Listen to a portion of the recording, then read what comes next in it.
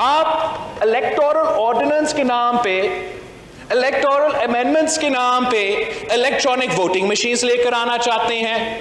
वो कानून हुआ भी नहीं और आपने वो मशीन्स मंगवाया भी है। आप ओवरसीज पाकिस्तानी को हुकूक तो वोट कर देना चाहते हो, सब चाहते हैं कि वो जो ओवरसीज पाकिस्तानी इस पाकिस्तानी मईशत को कंट्रीब्यूट करे, वो अपना आवाज इस मुल्क में, इस सोसाइटी में पहुंचा सके। लेकिन ये बहुत अहम बिल है, इसका बहुत से कॉन्सिक्वेंसेस हो सकता है। आपको थ्रेडबेयर हमारे साथ बैठ के फैसला करना पड़ेगा। जबरदस्ती आप ये बिल फोर्स नहीं कर सकते हो। पीडीएम ने हुकूमत की तरफ से एक तरफा इंतखाबी इस्लाहात की ऑर्डिनेंस बशमूल वोटिंग मशीन की तजवीज़ को मुस्तरद कर दिया है और तशवीश का इजहार किया और उसे प्री पोल रिगिंग का मंसूबा करार दिया। इजलास से मुतालबा किया है कि इलेक्शन कमीशन जो आईनी तौर पर साफ और शफाफ इलेक्शन कराने का जिम्मेदार है, फौरी तौर पर तमाम सियासी जमातों का इजलास बुलाए, इंतखाबी इस्लाहात पर कौमी इत्तिफाक राय से पैकेज वज़ा करे जिसे पार्लियामेंट के सामने पेश किया जा सके। अस्सलाम वालेकुम नाज़रीन, आज का सच के साथ मैं हूँ नदीम हुसैन। ये थे बिलावल भुट्टो जरदारी और मौलाना फजल रहमान, जिनकी आपने गुफ्तगू सुनी इंतखाबी इस्लाहाती अमल के हवाले से जिसको हुकूमत ने शुरू किया हुआ है। इस हवाले से ज़ाहिर है मुस्लिम लीग नवाज़ का अपना भी एक मौक़िफ़ है और लीडर ऑफ़ दी अपोजिशन मियाँ शहबाज शरीफ साहब जो हैं, इस हवाले से उनकी बहुत सारी ट्वीट्स हैं, लेकिन जो उनकी ताज़ा तरीन ट्वीट है वो ये है कि मुस्लिम लीग नवाज़ ने इंतखाबी इस्लाहात के कानून पर बातचीत के लिए APC बुलाने का फ़ैसला किया है। हुकूमत इस कानून पर बात करने की इजाज़त दिए बग़ैर जिस तरह मंजूर कराया उससे उनके अज़ाइम की वाज़ेह कासी होती है। आइन इलेक्शन कमीशन के इख्तियारात पर कदगन लगाने वाली इस कानून साजी को हम हर सतह पर चैलेंज करेंगे।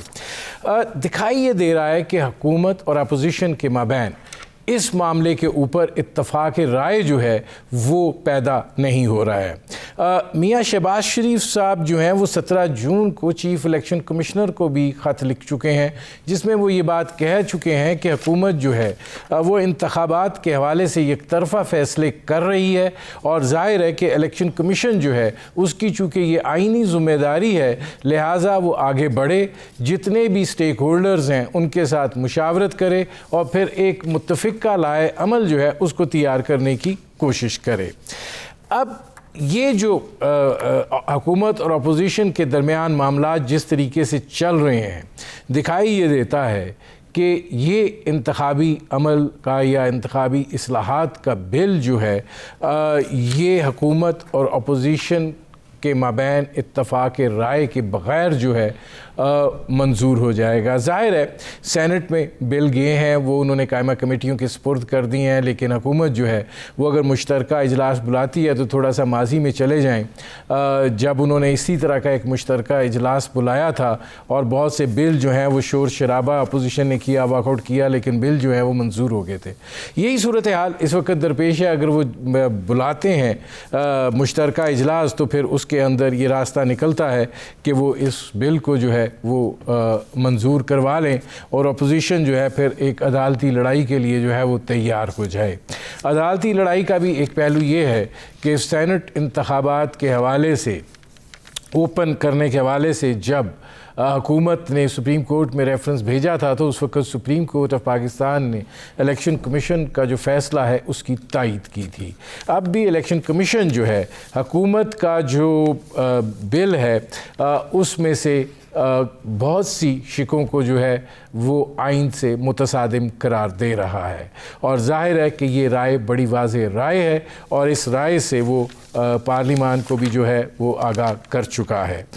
अब अगर इख्तलाफी सूरत हाल देखी जाए तो 3 चीज़ें जो हैं वो बुनियादी नौइयत की हैं। एक तो ये कि इलेक्ट्रॉनिक वोटिंग मशीन, इसके ऊपर जो है इलेक्शन कमीशन का भी तहफ़्फ़ुज़ात हैं और बड़े शदीद तहफ़्फ़ुज़ात हैं और वो ये बात कह रहे हैं कि जो हमने इसका पायलट प्रोजेक्ट देखा है उसके अंदर बहुत से ऐसी चीज़ें हैं कि जिसके ऊपर ज़रूरी है कि उनको मुतमिन किया जाए, अदरवाइज़ ये मामला जो है शफाफ और मुनसिफाना इलेक्शन की जानिब नहीं जाएगा।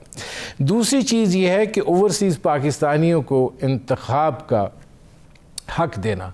अब इंतखाब का हक तो आप दे दें, लेकिन गुजारिश ये है कि क्या उनके लिए अलग नशस्तें होंगी, क्या तरीक़ाकार होगा, हल्का वाइज उनकी कोई तकसीम होगी।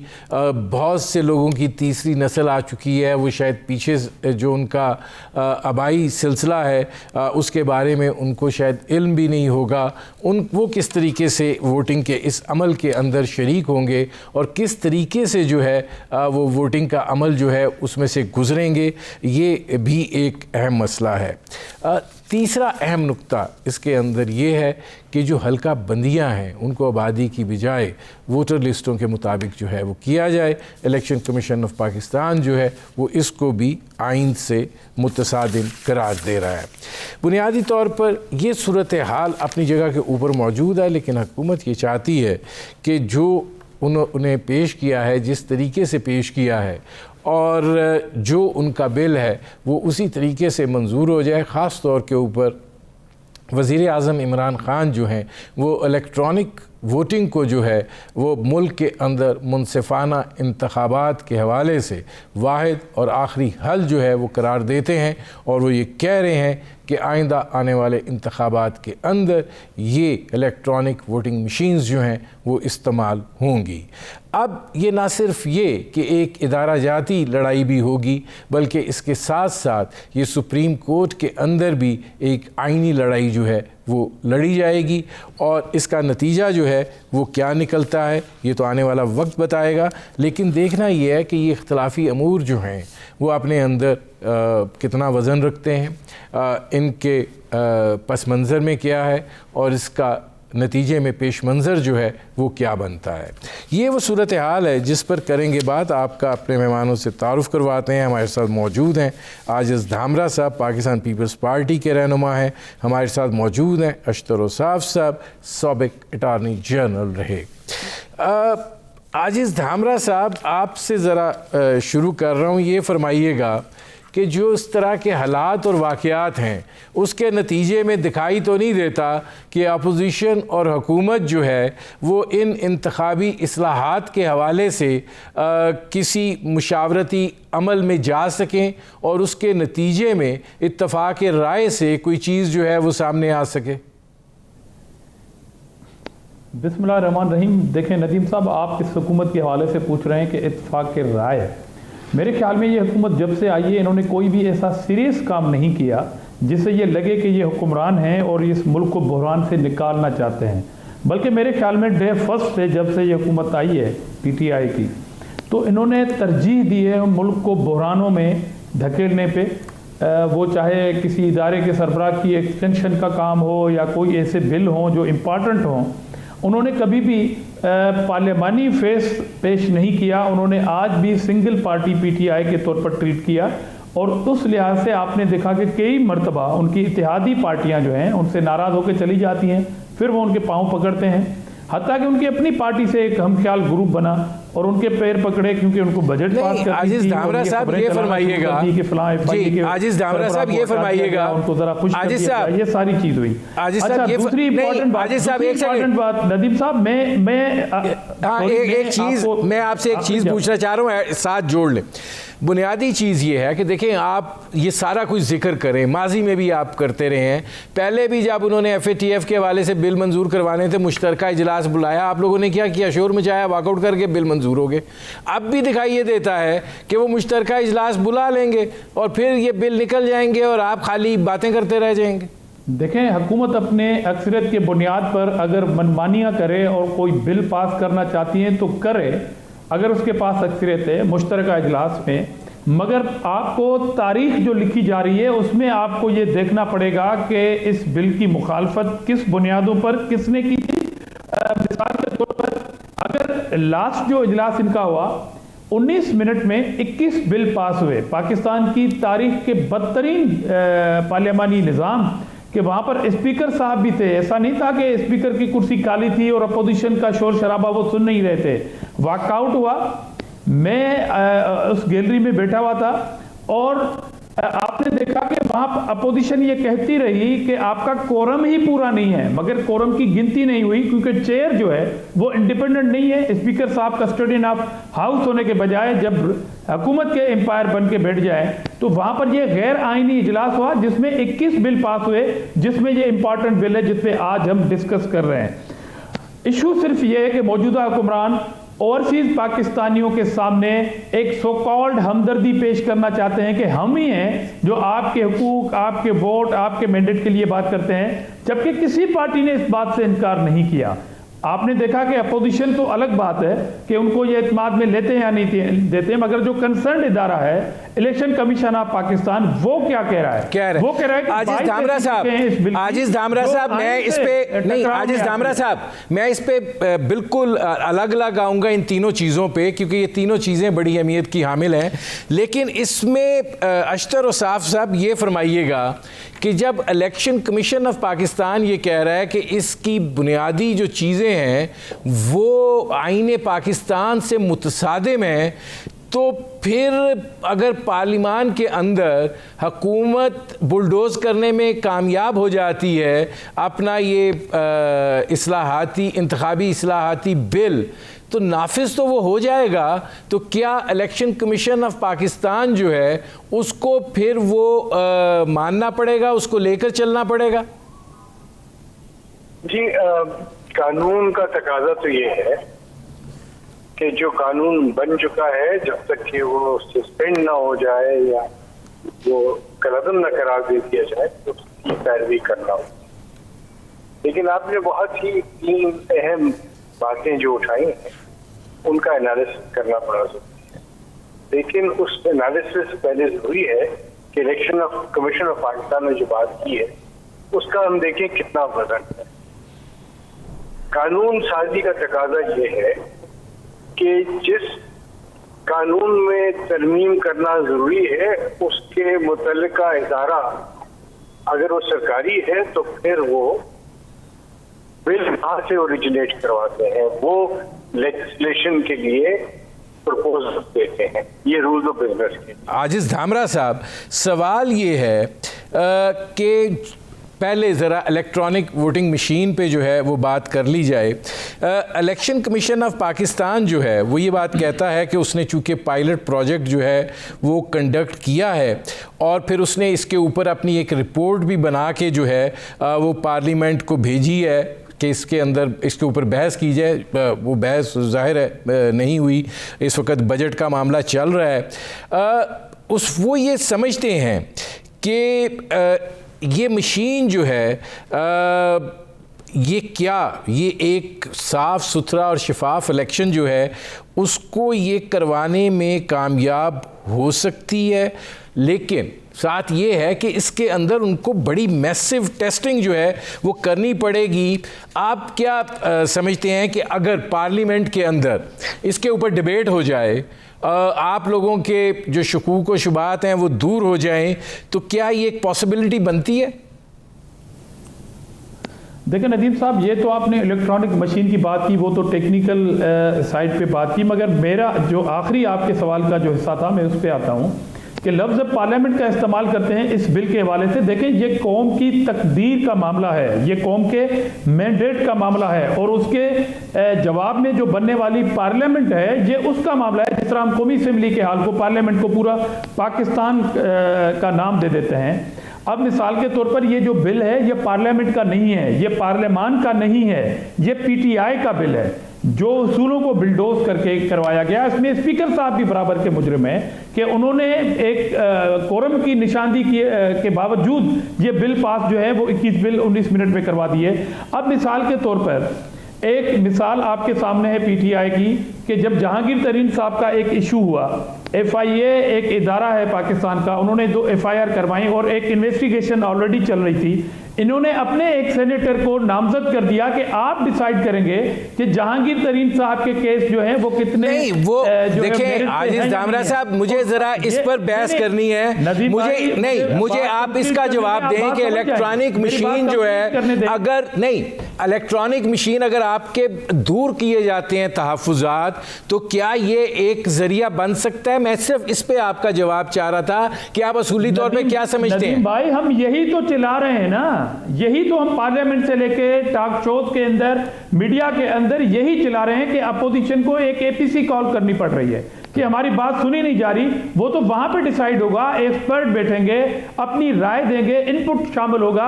और जो मैं अभी बात कर रहा था कि इन्होंने अपने ही एक रहनुमा का केस अपने सेनेटर के सुपर्द कर दिया था, तो मेरे ख्याल में अगर आप इलेक्शन कमीशन की बात को नहीं मानेंगे तो ऐसे करें कि आइंदा इलेक्शन फवाद चौधरी साहब की सरबराही में कराइए, करा दे। मैं आता हूं आजिज धामरा साहब की राय जी। आजिज धामरा साहब मैं आता हूं, हमें ज्वाइन किया शौकत बसरा साहब। मैं आता हूं आजिज धामरा साहब। कमीशन, अगर इलेक्शन कमीशन ये कहता है कि इस बिल की 22 जो नुक्ते हैं वो आइन के टकराव में हैं, उसके बावजूद पीटीआई अगर ये बिल पास करती है तो आइन के आर्टिकल 6 के मुतरादिफ होगी। अशतर उसाफ साहब ये फरमाइएगा कि अब ज़रा हम इसको लेकर चलते हैं क्लॉज वाइज कि पहले तो ज़रा आप भी इस बात पे रोशनी डालें कि इलेक्ट्रिक मशीन का जो इस्तेमाल है, अगर इलेक्शन कमीशन ऑफ पाकिस्तान ये बात कह रहा है कि इस तरीके से शफाफियत को जो है वो बरकरार रखना जो है वो मुमकिन नहीं है, इसके लिए बहुत ज़्यादा मैसिव टेस्टिंग जो है वो की जाए और ये पार्लियामेंट से मंजूर हो जाता है बिल, तो फिर क्या होगा? क्या इलेक्शन फिर इन्हीं इलेक्ट्रॉनिक मशीनों के ऊपर होंगे और नताइज जो हैं वो फिर तस्लीम करना होंगे और इलेक्शन जो है वो मुतनाज़ा नहीं होगा? देखिए, दो हिस्से हो गए इस बात के। एक तो ये कि ये कानून पास हो जाए और दूसरा ये कि इसका चैलेंज जो है वो नाकाम हो। अव्वल तो ये जो सारा सिलसिला है ये है ही based on ignorance and fraud. Ignorance किस बात की है कि ये पहले टेस्ट हो चुके हैं और ये आज नहीं, ये आज से 7 साल, 5 साल और 3 साल, ये 2-2 साल के वक्फे से सारे काम एक्सरसाइज हो चुकी है और electronic voting machines have failed.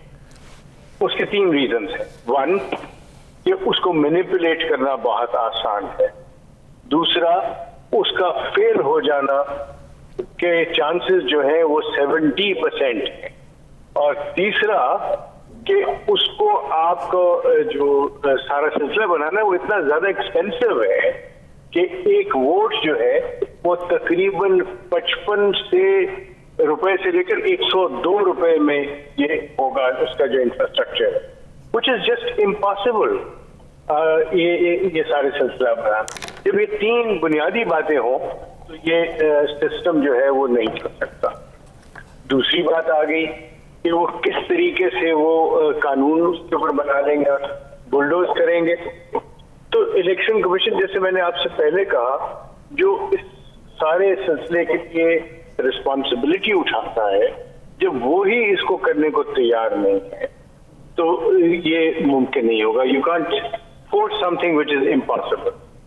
और एक और पहलू है कि सुप्रीम कोर्ट ऑफ पाकिस्तान में इसके ऊपर डेमोन्स्ट्रेशन हुई, सारी चीज हुई, और मुझे याद है कि इसमें तमाम पॉलिटिकल पार्टीज भी रिप्रेजेंटेड थी और वहां पे भी वो इसके ऊपर साथ नहीं दी गई और इसको रिजेक्ट कर दिया गया। तो ये तो इलेक्ट्रॉनिक वोटिंग मशीन के ऊपर।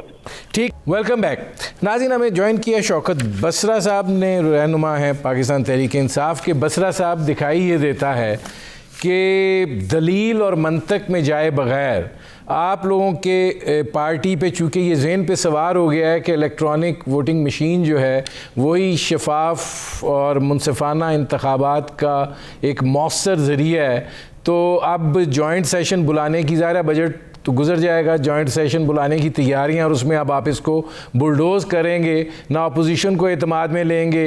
इलेक्शन कमीशन अपनी जगह रौला डाल रहा है, वो ये बात कह रहे हैं कि ये आइन से मुतसादिम है, वो भी आप सुनने के लिए तैयार नहीं है। नदीम भाई, पहली बात तो मैं आपसे, आपकी टीम से और आपके देखने वालों से माजरत खा हूँ। पिछली बारी की तरह आप भी थोड़ी सी वादा खिलाफी बन गया था फोन का। नदीम भाई, जहाँ तक आपका बहुत ही इंपॉर्टेंट सवाल है, देखिए हम सब लोग इस वक्त जो पॉलिटिक्स है, जो जमहूरियत है, जिसको हम आइन कहते हैं, उसमें हमने सबको, जब इलेक्शन होते हैं वो अवाम की खिदमत के लिए, अवाम के लिए हमने लड़ने हैं और अवाम के लिए उनको डिलीवर करना है। उसके लिए आज 70 साल हो गए हैं, एक ही रोना रोया जाता है जब इलेक्शन होता है। कोई पार्टी जो हार जाती है उसको मानती नहीं, जो जीत जाती है वो कहती है फेयर एंड फ्री हुआ है। माजी में कभी 70 साल में तहरीक इंसाफ नहीं रही, दोनों पार्टियां रही या अमरीयत रही, और इन दोनों पार्टियों ने खुद ये कहा कि हमें इलेक्शन रिफॉर्म्स करनी चाहिए, और ये पार्टियां ही सबसे ज्यादा इल्जाम लगाती रही कि खरीदो फरोख्त होती है, जालसाजी होती है, सिलेक्शन होती है। और इसके लिए हमने इनको ऑफर की, पार्लियामेंट्री कमेटी बनी, स्पीकर साहब ने बारी बारी इन सब से राब्ता किया, लेकिन उनका एक ही इशू है। आप अंदाजा करें कि इनके वो लोग जो वजीर आजम रहे हैं, जो 3-3 बार वजीर आजम रहे हैं, 3-3 बार वजीर आला रहे, वो क्या कहते हैं? वो कहते हैं कि आप कैसे करें, इलेक्शन कमीशन करे रिफॉर्म, आप छोड़ दें, आप रिफॉर्म्स ना करें। जरा मंतक को देखिएगा। मैं तो सोच सोच के थक गया उनकी बात को। एक तरफ अपने आप को जमहूरियत की बात करते हैं, फिर कहते हैं पार्लियामेंट जो है वो सुप्रीम इदारा है, पार्लियामान के नीचे सारे इदारे हैं, और ऊपर से ये कहना कि जी हमें नहीं कानून साजी करनी, ये कानून साजी नहीं। शौकत बसरा साहब, सवाल ये है कि जाहिर है इंतखाबात पर एतराज़ात होते हैं, उसमें मैनेजमेंट का एक असूल भी चलता है। आप ये नहीं समझते कि ये जो इलेक्ट्रॉनिक वोटिंग मशीन का आप लोग जा रहे हैं, शायद आपको भी इस चीज़ का एहसास नहीं हो पा रहा है कि ये मैनेजमेंट की साइंस में कितना बड़ा टूल साबित हो सकता है? नदीम भाई, मैं आपके जवाब सवाल की तरफ ही आ गया, मैं समझ गया था।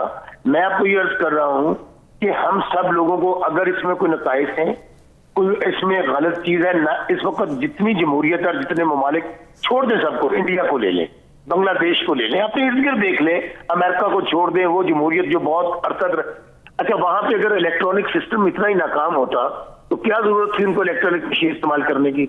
मैं इसको भी छोड़ देता हूं। इनको ये चाहिए कि ये पार्लियामेंट के फ्लोर पे ये कहें, ये बताएं कौम को कि ये जो इलेक्ट्रॉनिक मशीन है इसके ये नकाइस हैं, ये इस तरह इसके अंदर भी धांधली हो सकती है। और हमने नदीम भाई 2 ऑप्शन दिए हैं कि इलेक्ट्रॉनिक मशीन के साथ साथ मैनुअल सिस्टम भी मौजूद है। अच्छा, अब हम लोग कानून साजी कर रहे हैं, बार बार इनको कह रहे हैं और ये ऑनबोर्ड नहीं हो रहे हैं। अच्छा, अब फर्ज करें हम कुछ गलत कर रहे हैं, तो अदालतें तो आज ये जहां पे जब ये कोई केस जीत जाते हैं, हक और सच की फतह होती है, बोलबाला होता है आपके कानून का और आइन का, ये हम कुछ गलत कर रहे हैं तो नदीम भाई अदालतें हाजिर हैं, अदालतें मौजूद हैं। मैं आता हूं शौकत बसरा साहब। अब इसमें आजिज धामरा साहब ये फरमाइएगा कि ज़ाहिर है इलेक्शन कमीशन भी उस मशीन को आज़माने की बात कर रहा है, और जो उन्होंने पायलट प्रोजेक्ट किया है उसके बाद सवालात उठाए हैं उनकी तशफ़ी की बात कर रहा है। अगर इलेक्शन कमीशन अब पाकिस्तान की तशफ़ी हो जाती है तो फिर भी क्या सियासी जमातों को एतराज़ात रहेंगे? पहले बात तो नदीम साहब, मैं इस बात की सख्ती से तरदीद कर रहा हूँ, कम से कम अपनी पार्टी के हवाले से, कि हम ये कह रहे हैं कि पार्लियामेंट के जो काम है वो इलेक्शन कमीशन करे और इलेक्शन कमीशन अपने तौर पर इस्लाहात करे। ये जो भी बसरा साहब ने अभी नवीद सुनाई आपको चैनल पे बैठ के, देखिए पहली बात तो ये है कि शफाफियत का पीटीआई से जाए क्या? पीटीआई, शफाफियत, ये दोनों अलग अलग चीज़ें हैं। और ये क्यों पीटीआई इस घुमंड में मुब्तला है कि ये अकुल कुल है और आप 19 मिनट में 21 बिल पास कर दें। अभी बसरा साहब कह रहे थे कि इस पे जो ये अपनी आरा दें, अपनी अपोजिशन की जमातें, आपने तो उस पर तकारीरें करने नहीं दी, आपने तो उसी टाइम बिल आके टेबल पे रखा और उस पर वोटिंग कराई। वो ड्यू टाइम भी स्पीकर ने जो पढ़ने वाला है वो भी नहीं दिया, और ऐसे ही जैसे हवाई फायर होते हैं इस तरह आप बिल पास करते हैं। तो ये क्यों समझते हैं कि आइंदा जो कौम के फैसले हैं वो सिर्फ अकेली पीटीआई करेगी? क्या पार्लियामेंट आप पीटीआई का नाम है? क्या ये मैंडेट सिर्फ आप अकेलों को मिला हुआ है? इसलिए आपने जो परफॉर्मेंस, बेड परफॉर्मेंस की है, जो माफिया की हुकूमत है आपकी, आपको नताइज का अभी से पता है। आप बज़द हैं कि जो कानून पीटीआई पास करेगी वो पार्लियामेंट भी पास करे, इलेक्शन कमीशन भी इसको पास करे, और आप मजे से आइंदा हुकूमत में आ जाएं। बात एक इलेक्शन वोटर मशीन की नहीं है, इस्लाहात की है। इस्लाहात कौन करेगा? जब मेरी पार्टी पार्लियामेंट में है तो मैं ये क्यों कहूंगा कि सिर्फ इलेक्शन कमीशन जो है वो इस्लाहात करे? और इनको किसने इख्तियार दिया कि आप स्पीकर को मैनेज करके, आप बिलडोज करके पार्लियामेंट को एक बिल जो है वो पास कर दें? अजीब आपका मंतक है। और मैं खबरदार करना चाहता हूं आपके इस प्रोग्राम में, ये इतना बहरान में जाने वाली बात है और ये इतना अपना दीवार से टकराने वाली बात है कि इनको लग पता जाएगा कि आप कौमों के मुस्तकबिल के फैसले अकेले नहीं कर सकते। और इलेक्शन कमीशन अगर कहती है कि आपकी 22 सीटें आइन से टकराव में है तो आप आर्टिकल 6 के मुतरादिफ होंगे। अच्छा, इसमें अशतर उसाफ साहब अब जरा दूसरी उस पे आ जाते हैं, ओवरसीज पाकिस्तानियों के हवाले से वोट का हक। अब देखें, आपको दिखाई देता है कैसे, मतलब क्या अलग उनकी नशिस्तें होंगी? आप ज़रूर दीजिए, ओवरसीज़ पाकिस्तानियों को वोटिंग का हक देना भी चाहिए। जाहिर है कि वो यहीं से गए हुए हैं और इस मुल्क के लिए बहुत खिदमात सर अंजाम दे रहे हैं, लेकिन तरीक़ाकार क्या होगा? आप समझते हैं कि ये भी एक मुबहम अंदाज में किया हुआ फैसला है? साइड भी है और मैं पहले प्रैक्टिकल साइड की बात आपको बताता हूँ।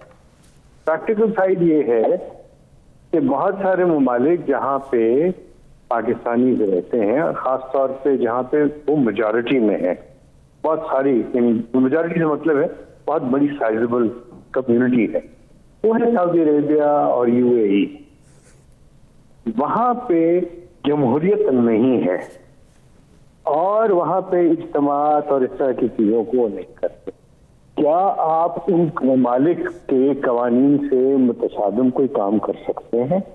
क्या आपने इस प्रैक्टिकल साइड को देखा है कि वो जगह जहाँ पे ये सब कुछ है वहाँ पे क्या पाकिस्तानी को वोट देने की वो सहूलतें मुहैया करने को तैयार होंगे? दूसरा पहलू कि जहाँ पे आप प्रैक्टिकल साइड ये देख रहे हैं, आप उनका लीगल रिजीम को भी देखना होगा कि वो वहाँ पे कैसे कर रहे हैं। और उन ममालिक में जहाँ पे आपके पास डुअल नेशनैलिटी वाले लोग हैं, वहाँ पे कैसे पोलिंग स्टेशन बनेंगे, वहाँ पे लाइनें कैसे लगेंगी, वहाँ पे कन्वेंसिंग कैसे होगी और ये सब चीजें। ये तो हो गया प्रैक्टिकल साइड। लीगल साइड के ऊपर आप देखिए कि इलेक्ट्रॉनिक या मैनुअल आप किस तरीके से उन चीजों को इंश्योर करेंगे। यहाँ पे तो इलेक्शन कमीशन अपॉइंट करता है ना लोगों को और उनको मॉनिटर किया जाता है, मॉनिटरिंग टीम्स होती हैं एंड ऑल दैट। तो वो कैसे किया जाएगा कि उनको जो इलेक्शन का अमला है वो कैसे आप उनको काम तफवीज करेंगे और किस तरीके से होगा। अगर वो बैलेट पेपर्स के जरिए है तो उन बैलेट पेपर्स को किस तरीके से किया जाएगा, कैसे पता चलेगा कि वो साहब जो डेरा गाजी खान के रहने वाले हैं उनको कैसे आप आइडेंटिफाई करेंगे कि उन्होंने वोट देना है डेरा गाजी खान के किसी हल्के के लिए, उनको कैसे आप बैलेट पेपर पहुंचाएंगे। तो ये एक बहुत ही ऐसा चीज है जिसके ऊपर कोई किसी किस्म का काम मुझे होता हुआ नजर नहीं आया। सो ये हाफ बेक्ड चीजें की जा रही हैं। इसके ऊपर अजहद जरूरी है कि डिबेट की जाए, लीडर ऑफ द ऑपोजिशन बैठे और इसके अंदर एक्सपर्ट्स को बुलाया जाए, चाहे वो इलेक्ट्रॉनिक मशीन की बात है, चाहे वो पोस्टल बैलेट्स की बात है, चाहे वो दूसरे ममालिक के जो कवानीन है उनसे मुतसादम जो आपके कवानीन होंगे और जो प्रैक्टिकल साइड है उसको देखें। These things are very serious. मैं आता हूँ अशतर साहब। अब बसरा साहब ये फरमाइएगा, लगता ये है कि चूँकि इमरान खान साहब की ख्वाहिश है और उनकी ज़िद भी है, तो जो आगे लोग हैं उन्होंने सिर्फ इमरान साहब की खुशनुदगी के लिए ये ओवरसीज़ पाकिस्तानियों का वोटिंग का हक दे दो। दे कैसे दो, होगा कैसे, बगैर सोचे समझे ये कर दिया, वो चीज़ें बाद में देखी जाएंगी, अभी तो खान साहब को खुश कर दो। बसरा साहब। नदीम भाई ओवरसीज जो है ना, क्या वो पाकिस्तानियों से कम मुहिब वतन पाकिस्तानी है जो अपना नहीं, बसरा साहब उसको कोई नहीं चैलेंज कर रहा, वो हमसे ज्यादा मुहिब वतन है। गुजारिश ये है कि आप लोगों ने कोई तरीका कार भी तो वजह करना है ना। मैं अर्ज करता हूँ नदीम भाई, मुझे सिर्फ अर्ज कर लेने दे, अपना मौक़िफ़ दे लेने दे। वो दिन रात मेहनत मजदूरी करके ज़र मुबादला पाकिस्तान में भेजे, वो बहुत अच्छे हैं। और ये दोनों पार्टियों के मंशूर उठाकर देख लें, दोनों पार्टियों ने कहा कि हमें ओवरसीज को वोट का हक देना चाहिए।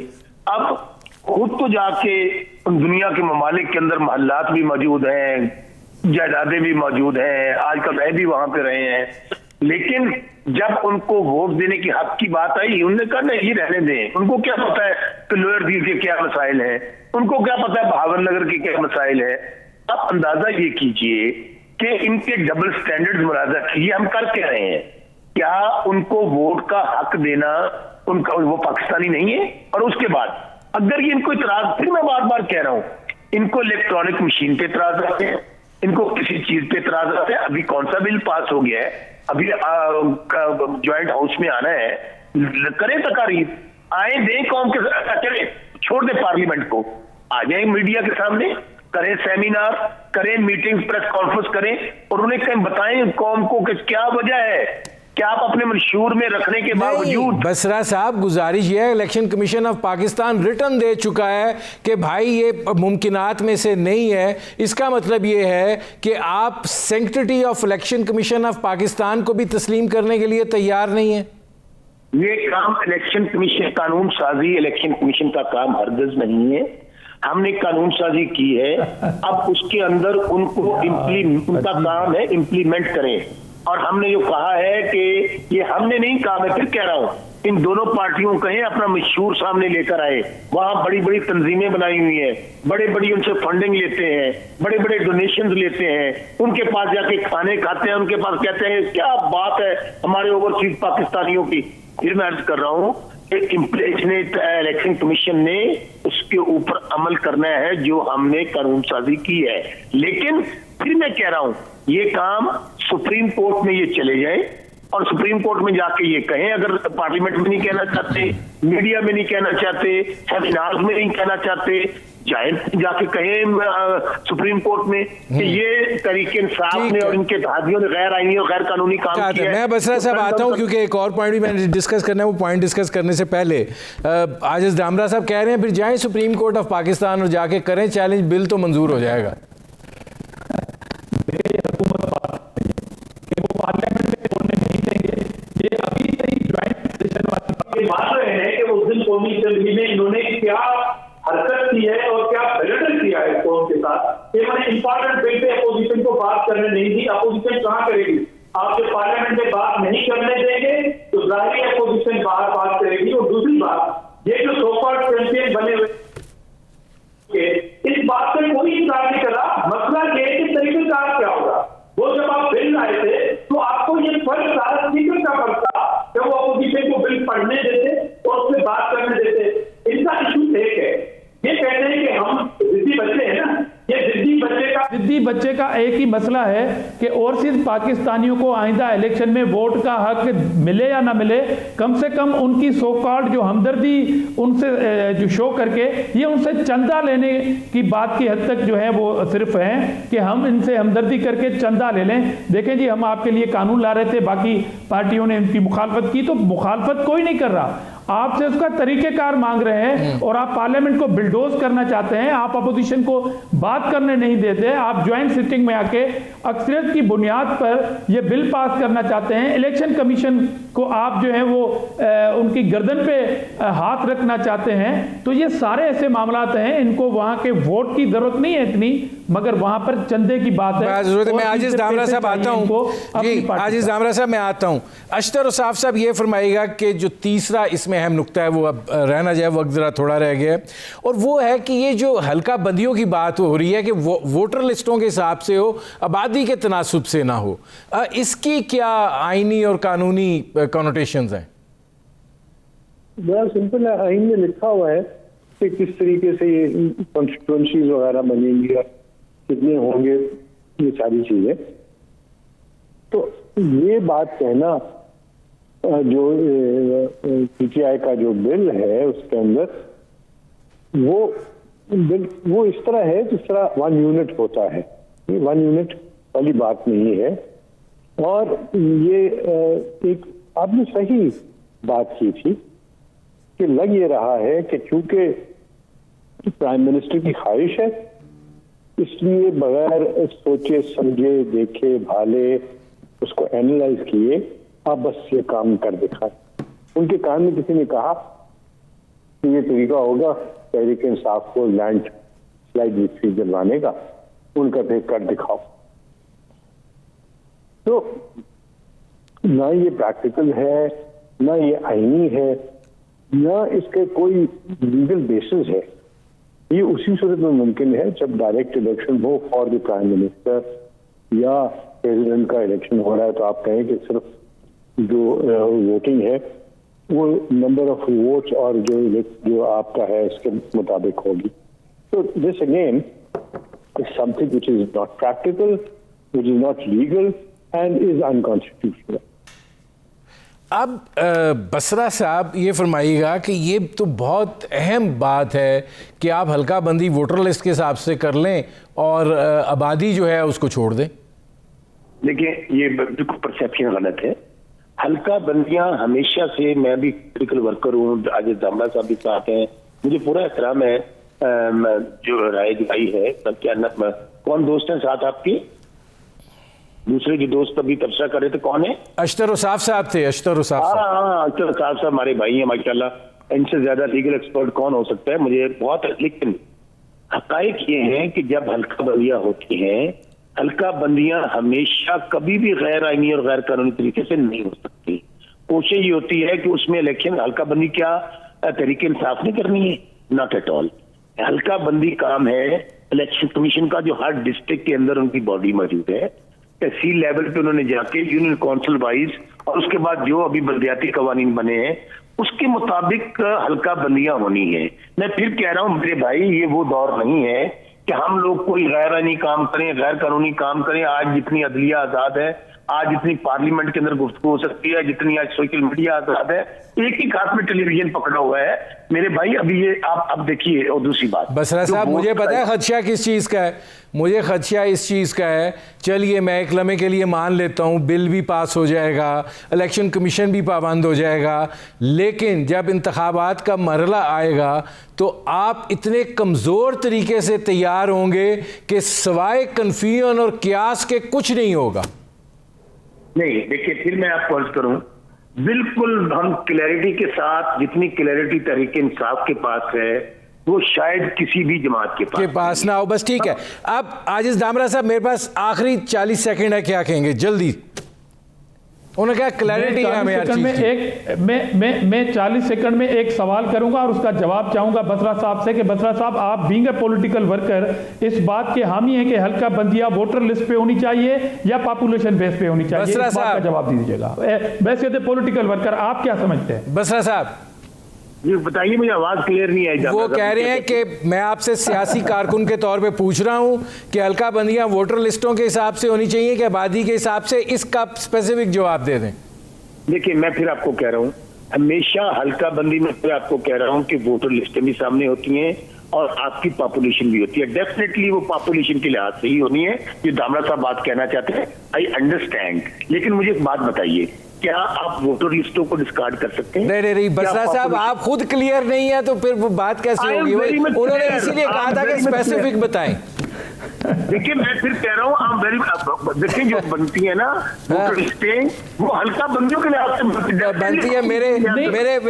मेरे प्रोग्राम का वक्त खत्म हो रहा है। बहुत शुक्रिया शौकत बसरा साहब, मेरी राय से मिलती है। बहुत शुक्रिया अशतर साहब। नाज़रीन, आपने हमारे पैनल के शुरका की गुफ्तगू सुनी। अब तक के लिए इतना ही, इजाजत दीजिए। अल्लाह हाफिज।